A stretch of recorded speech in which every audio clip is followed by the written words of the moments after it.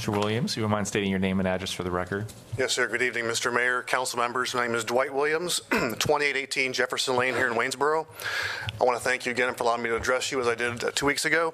I am pleased to hear that some of you on the council are considering and supportive of a resolution making Waynesboro a Second Amendment sanctuary city. I know it's not up for a vote tonight, but I think until it is up for a vote that we keep this in the discussion in our minds. We all saw last Wednesday night that Augusta County passed their resolution unanimously.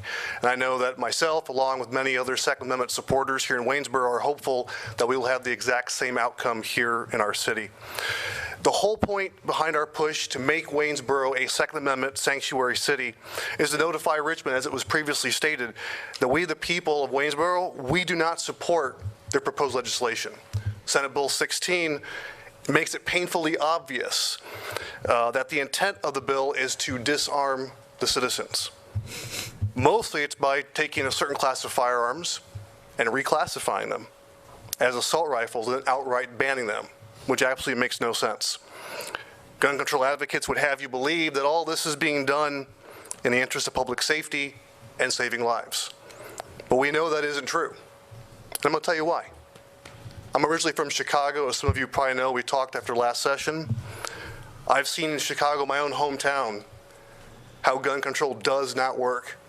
It's virtually a gun-free haven, yet we've got shootings on the streets every single day. People are going to the hospital all the time because of shootings. Evil men are going to do evil things.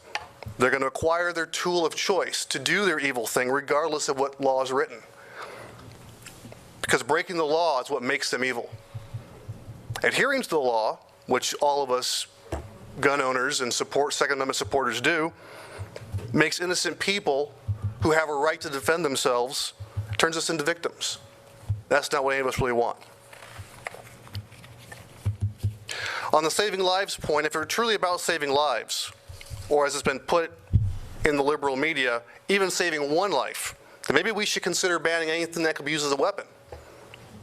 How about rocks, sharp sticks, pencils, steak knives, just name a few? If you all remember the riots in Charlottesville 2 years ago, an Ohio man killed a protester and injured 19 with his car. But we aren't calling cars weapons. Maybe we should add cars to that list of banned items in the interest of safety.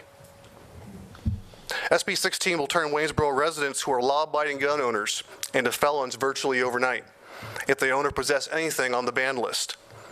While it's illogical to believe that the purpose of SB 16 is to make people felons, what purpose does it serve? What it does is it serves to disarm the public.